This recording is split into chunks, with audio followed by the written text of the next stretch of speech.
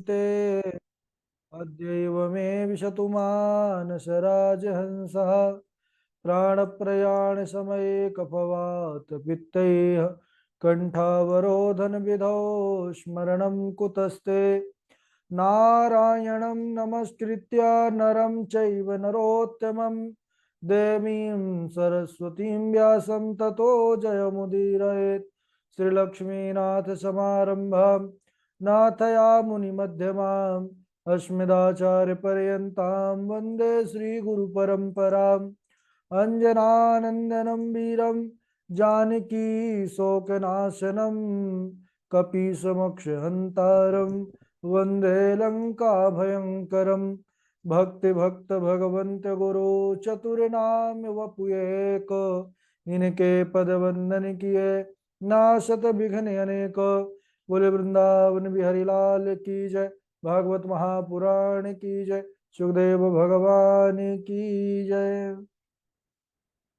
परम मंगलमय परात्पर अखिलेश्वर अचिंत कल्याण गुणगण निधान सर्वेश्वर सर्वाधिपति अकारण करुणा वरुणालय अकारण करुणाकारक सकल जन्य कल शापहारक परात्पर पर ब्रह्म सच्चिदानंद स्वरूप परमपिता परमात्मा श्री राधा गोविंद सरकार राधा रमण बाधाहरण श्री बांके बिहारी लाल का यह वांग में शब्द में विग्रह श्रीमद् भागवत महापुराण कोटि कोटि नमन कोटि कोटि प्रणाम। इस परम पावन पुराण ग्रंथ पारमहंसों की पावन संहिता को परमाराध्य नंद नंदन यशोदा नंदन वृज नंदन देवकी नंदन श्याम सुंदर श्री कृष्ण के पाद पद्मों पर कोटसा नमन नतमस्तक वंदन एवं अभिनंदन। उनकी आह्लादनी शक्ति प्राण प्रिया जगत वंदनी वृषभान वंदनी भासुदी जगदीश्वरी वर्षाने वाली श्री किशोरी जी के पावन चरणारविंदों पर कुर्सा प्रणति समस्त भूतादिक सी आराम में सब जग जानी करहु प्रणाम जोर गोपाल। सज्जनों, हम सबका यह परम सौभाग्य की भागवत साप्ताहिक कथा सीखने का विचार लेकर के संकल्प लेकर के एक स्थान पर एक साथ जुड़कर इस पावन साप्ताहिक कथा की तैयारी कर रहे हैं। बड़ा ही आनंद आ रहा है और हम सब दसम स्कंध में अभी प्रवेश ही किए हैं। अब आनंद कंद श्री कृष्णचंद्र भगवान जल्दी ही अवतरित होने वाले हैं। देवकी वसुदेव जिनको कंस ने अपने महल के कारागार में बंद करके रखा है। देवकी यह कंस की चचेरी बहन है और जब वह विदा करने लगा आकाशवाणी हुई कि अरे कंस, जिस देवकी को तू रथ में बिठाल कर बड़े प्रेम से विदा कर रहा है उसका ही अष्टम गर्भ तेरा काल होगा, तेरा काल होगा। उस समय कंस दोनों को जेल के अंदर बंद कर दिया है। एक एक करके 6 पुत्रों को मार डाला कंस ने। 7वें में बलराम जी आए शेषावतार, योग माया को आदेश दिया कि यह गर्भ यहाँ से ले जाकर रोहिणी मैया के गर्भ में स्थापित कर दो, क्योंकि वो सुदेव जी की ही दूसरी पत्नी है रोहिणी जी। और स्वयं तुम कन्या रूप में यशोदा के गर्भ से जन्म लेना। तुम्हारे भी अनेकों दुर्गा चामुंडा काली आदि अनेकों नाम होंगे और तुम भक्तों की मनोकामना पूर्ण करने वाली होगी। इसके बाद सज्जनों भगवान स्वयं आते हैं। जैसे ही भगवान देवकी माता के गर्भ में आए वैसे ही सहस्त्र चंद्रमाओं सी कांति देवकी माता का ऐसी उज्जवल आभा कि उनका जो मुखमंडल है वह देदीप्यमान होने लगा। पूरे कारागार में प्रकाश ही प्रकाश छा गया। यह देख करके कंस समझ गया कि अब वह काला काला कृष्ण जो मेरा काल बन करके आने वाला है, अब उसके आने का समय हो चुका। प्रहरा बढ़वा दिया उसने। इधर देवता लोग भगवान के पास आते हैं गर्भ स्तुति करने के लिए और आ करके बड़ी सुंदर स्तुति करते हैं। कल के दिवस में हम सबने श्रवण किया। देवता कहते हैं कि हे प्रभु, सत्यव्रतम सत्य परम त्रिसत्यम सत्यस्य योनिम निहितं च सत्ये सत्यस्य सत्य मृत सत्य नेत्रम सत्यात्मकांतम शरणम प्रपन्ना। देवता बार बार दुहाई दे रहे हैं सत्य की कि भगवान आप तो सत्य स्वरूप हैं, आपको सत्य ही प्रिय है, आपका सत्य व्रत है। आपने प्रतिज्ञा किया था कि मैं जन्म लेकर के असुरों का संहार करूंगा, तो प्रभु यह जो है प्रतिज्ञा मत भूल जाइएगा। सत्य परम, और आपके प्राप्ति का एकमात्र साधन सत्य ही है। और जगत की स्थिति,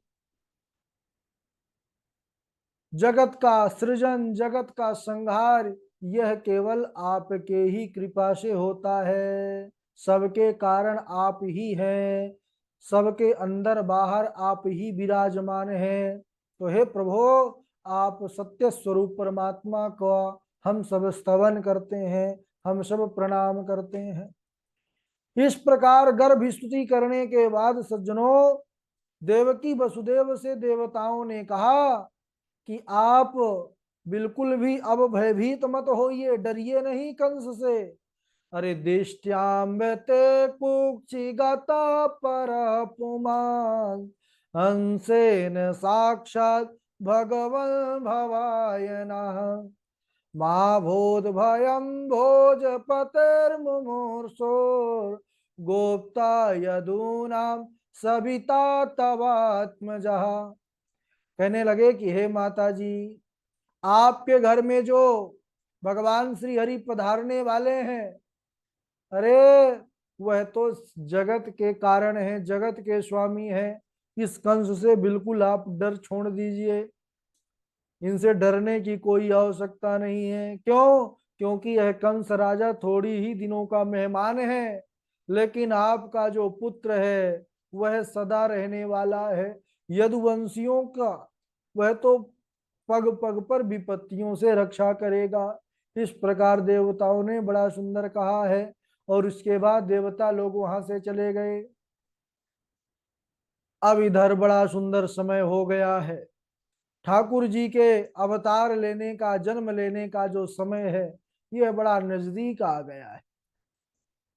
हमारे कक्षा में भी झा जी हैं और वाजपेयी जी हैं, और सभी जुड़े हुए जितने हैं सभी सम्मानीय लोग, सब बड़े प्रसन्न हैं, क्योंकि अब हमारे ठाकुर जी आने वाले हैं बाल रूप में। और इधर कथा में भी सुखदेव भगवान कहते हैं परीक्षित से कि बड़ा सुंदर वातावरण हो गया। अथ सर्व गुणोपेता काला परम शोभना, यरहेवा जन जन मर्चम शांतार्च ग्रह तारकम। अथ सर्व गुणोपेता, जब भगवान ने धराधाम पर गर्भ से बाहर आने का विचार किया, तो उस समय कहते हैं परम शोभायमान सुहावना समय प्रकट हो गया। ग्रह नक्षत्र तारे सब अनुकूल हो गए, शांत हो गए, और हो भी क्यों ना सज्जनों, क्योंकि ग्रह नक्षत्र तारे बनाए किसके हैं? उन्हीं के बनाए हैं। आज वह भी प्रसन्न है कि हमारा सृजन करने वाले परमात्मा आज आने वाले हैं, हमारे नक्षत्र में, हमारे दिन में, हमारे वार में। बोले महीना कौन सा था? तो भादों का महीना, भाद्रपद्र का सुंदर महीना आ गया, और भगवान का सानिध्य प्रदान करने वाला परम शोभायमान समय नक्षत्र रोहिणी नक्षत्र आ गया। रोहिणी नक्षत्र में ही भगवान का जन्म हुआ है। दिशाएं प्रसन्न हैं, दसों दिशाएं प्रसन्न क्यों है भाई? क्योंकि इन दिशाओं के जो स्वामी हैं, इनको कंस ने अपने कारागार में बंद करके रखा है। बड़ा कठोर शासन था, कंस बड़ा दुष्ट था। तो आज वह प्रसन्न है कि हमारे स्वामी को मुक्त करने वाले आने वाले हैं धराधाम पर, उस दुष्ट का संहार करेंगे, हमारे स्वामी हमको मिल जाएंगे। तो दिशाएं प्रसन्न है सज्जनों। और पृथ्वी आज बड़ी मंगलमयी हो चुकी है, पृथ्वी भी एकदम उल्लास से भरी है। भगवान की दो पत्नियां हैं, एक है श्री देवी, दूसरी है भूदेवी। भगवान हमेशा कहाँ रहते हैं? वैकुंठ में श्रीदेवी के पास, लक्ष्मी मैया के पास, लेकिन वह कृष्ण रूप में आ रहे हैं कहाँ पर? भूदेवी के पास, इस धरा धाम में। इसलिए आज पृथ्वी भी बड़ी प्रसन्न है। नदियों का जल बड़ा निर्मल हो गया, स्वच्छ हो गया, नदियां भी बड़ी प्रसन्न है, बार बार उमड़ घुमड़ करके महाराज बह रही हैं। नदियां प्रसन्न हैं। क्यों? क्योंकि आज वह भी मगन है कि आज हमारे संबंधी आने वाले हैं। संबंधी कैसे? बोले कि हमारी बहन यमुना है, इनका विवाह होगा उनके साथ, तो हमारे संबंधी तो हुए कालिंदी मैया। इसलिए नदियों में भी बड़ा उल्लास है और सुंदर सुंदर शीतल मंद सुगंध समीर चल रही है। हवा शीतल मंद बढ़िया बह रही है और सुगंध भी है। अच्छा, वायु देवता बड़े प्रसन्न हैं, विचार कर रहे हैं कि भगवान त्रेता युग में आए थे तो मेरे पुत्र हनुमान ने बड़ी सेवा की थी, अब भगवान की मैं स्वयं सेवा करूंगा कृष्ण रूप में। वह भी सुंदर तीनों प्रकार की वायु के रूप में बह रहे हैं, बड़ा ही सुंदर वातावरण है। और जो कंस के अत्याचार से ब्राह्मणों की अग्नि बुझ गई थी, शांत हो गई थी, भगवान आने का समय हुआ, स्वतः ही ब्राह्मणों की यज्ञशाला की जो यज्ञ कुंड की अग्नि थी वह प्रज्वलित हो उठी महाराज। ओह, ब्राह्मण बड़े प्रसन्न हो गए। इधर आकाश में देवता लोग जय जयकार करने लगे, दुंदुभियां बजाने लगे, किन्नर गंधर्व ये नाच करने लगे, तरह तरह के राग अलापने लगे, गान करने लगे। सिद्ध चारण यह सब मुनि लोग भगवान की स्तुति करने लगे कि हमारे प्रभु आने वाले हैं। बादल भी सुंदर मंद मंद गरजने लगे और सुंदर मंद मंद जल वृष्टि भी होने लगी, मानो वह ऊपर से देवता लोग श्वेत पुष्प की वृष्टि कर रहे हैं। इस प्रकार वह रिमझिम वर्षा हो रही है। अच्छा, बादल भी बड़े प्रसन्न हैं। पहले जब वह भगवान से मिलने के लिए जाते थे, क्षीर सागर के निवासी हैं भगवान, तो समुद्र अपनी विशाल तरंगों से बादलों को ढकेल देता था कि जाओ मेघो, पहले परोपकार करो, यह समुद्र का खारा जल ले जाओ और जाकर इसको मीठा करके प्रजा को खुशहाल करो, तब जाकर भगवान का दर्शन होगा। तो आज वह मेघ भी बड़े प्रसन्न हैं कि आज हमारे प्रभु आज हमको दर्शन देने के लिए आ रहे हैं। और विशेष प्रसन्नता मेघों को इसलिए है कि भगवान इस बार आए हैं। तो कैसे आए हैं, आने वाले हैं? बोले हमारा वर्ण लेकर, मेघश्यामम पीत कौशेय वासम, मेघ वर्ण के। तो इसीलिए मेघ भी बड़े प्रसन्न है। अच्छा, गरज तो रहे हैं लेकिन थोड़ी थोड़ी, बड़ा मंद मंद स्वर में। मेघ सोच रहे हैं ज्यादा तेज अगर हम गरज दिए, कहीं यह दुष्ट कंस की नींद खुल जाएगी जो अभी सो रहा है, तो हमारा ठाकुर जी की लीला नहीं हो पाएगी। या निशा सर्वभूतानां तस्याम जागरति संयमी। बोले जिस रात्रि में विषयी पुरुष सोते हैं उसी रात्रि में योगी पुरुष जाकर भजन करते हैं। तो भगवान मानो उन विषयी पुरुषों को जगाने के लिए ही मध्य रात्रि में, भगवान के प्रत्येक लीला के कई कई रहस्य होते हैं सज्जनों, तो भगवान ने इसीलिए मध्य रात्रि में जन्म लिया कि सोने वालों जाग जाओ। और भगवान जब जन्म लिए उस समय बुधवार का दिन था और तिथि अष्टमी तिथि थी, और रात्रि में ठीक मध्य रात्रि यानी 12 बजे भगवान जो है अवतार ग्रहण किए देवकी मैया के गर्भ से। बोलिए बाल कृष्ण भगवान की जय, बाल कृष्ण भगवान की जय। भगवान का स्वरूप बड़ा ही अद्भुत है, इसीलिए अद्भुत से ही यह सुखदेव भगवान श्लोक प्रारंभ कर रहे हैं। तमद्भुतम बालकमं भुजे क्षणम चतुर्भुजं शंख गदायुधायुधं श्रीवात्सलाक्ष्म्यं गलशोभिकौस्तुभं पीताम्बरं सान्द्र पयोदसौभगं तम अद्भुतम बालकम।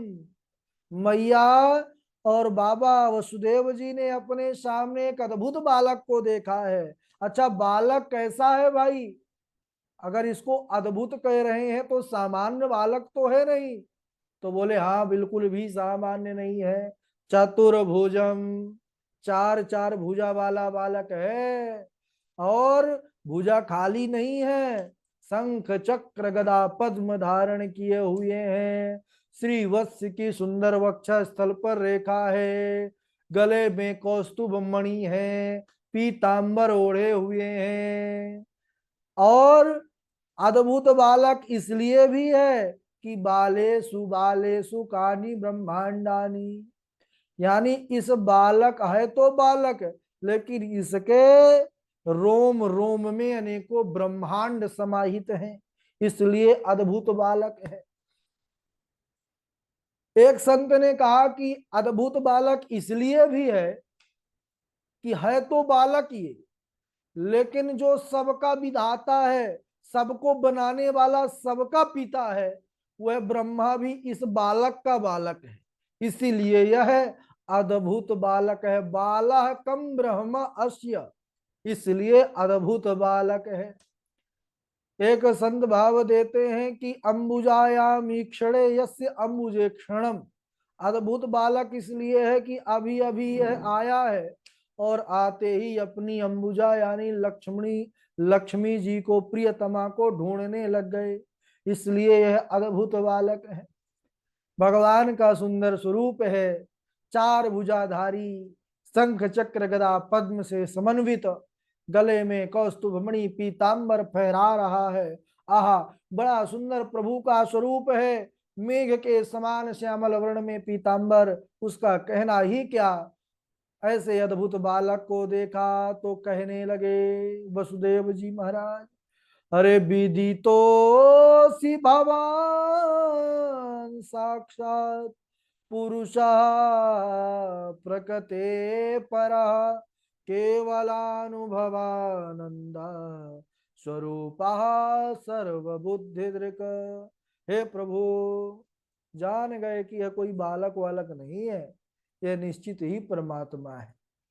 मैं आपको जान गया, आप प्रकृति से परे परम पुरुष नारायण है, परमात्मा है, और केवल अनुभवगम आनंद स्वरूप है, और समस्त सिद्धियों के एकमात्र स्वामी है। मैं आपको प्रणाम करता हूं।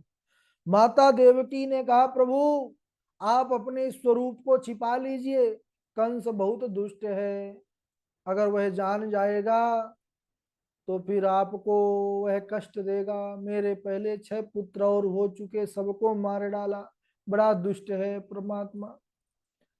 भगवान ने कहा, माता जी मैं यह स्वरूप में इसीलिए प्रकट हुआ हूं, आपको ज्ञात कराना था, क्योंकि मेरा दर्शन, मेरी प्राप्ति सहज सहज में ही नहीं होती है। तो पूर्व जन्म में आप सबने बड़ा साधन किया था, तब किया था। पूर्व जन्म में आप पृश्मी थी और सुदेव जी है सुतपा थे, घोर तपस्या करके मुझे प्राप्त किया, मुझसे मेरे ही समान पुत्र की याचना किया। मेरे समान तो कोई दूसरा नहीं है, इसलिए मैं ही आपका पुत्र बन करके आया हूं।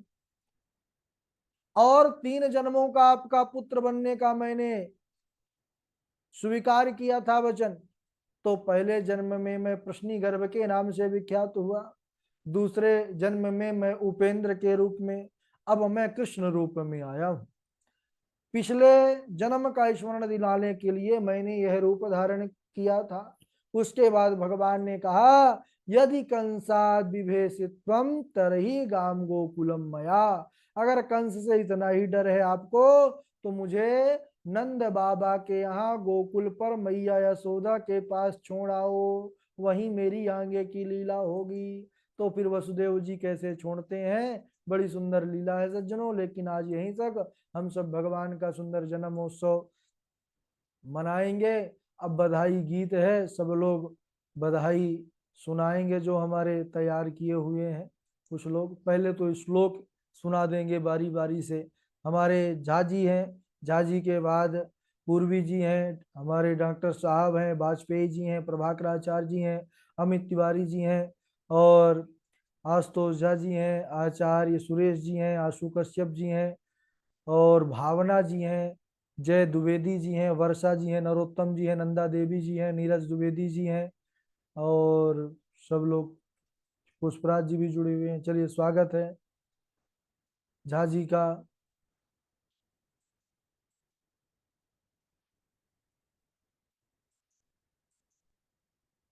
झा जी का माइक चालू नहीं है। हाँ।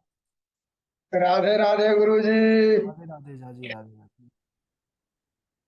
मृत्युर जन्म बतांडीरा देहेन सह जायते। मृत्युर जन्म बतांडीरा देहेन सह जायते। अद्य बाब्दशतान्ते वा अद्य बाब्दशतान्ते वा मृत्युर्वै प्राणिनां ध्रुव। आयुः कर्म च वित्तं च आयुः कर्म च वित्तं च विद्या निधनमेव च। आयुः कर्म च वित्तं च विद्या निधनमेव च। पञ्चैतान्यपि सृज्यन्ते गर्भस्थस्यैव हि देहिनाम्। गच्छ देवि व्रजं भद्रे गच्छ देवि व्रजं भद्रे गोपगोपीरलङ्कृतम्। गच्छ देवि व्रजं भद्रे गोपगोपीरलङ्कृतम्। रोहिणी वसुदेवस्य भार्यास्ते नन्दगोकुले। अन्यास् अन्या अन्याश्च कंस संविघ्नाः अन्याश्च कंस संविघ्नाः विवरेषु विसन्ति। अन्याश्च कंस संविघ्नाः विवरेषु वसन्ति। आसीनः संविशन्सतिष्ठन् आसीनः संविशन्तिष्ठन् भुञ्जानः पर्यटन्महीम्। आसीनम् आसीनः संविशन्तिष्ठन् भुञ्जानः पर्यटन्महीम्। चिन्त्य चिन्तयानो हृषीकेश मपश्यत् चिन्तयानो ऋषिकेश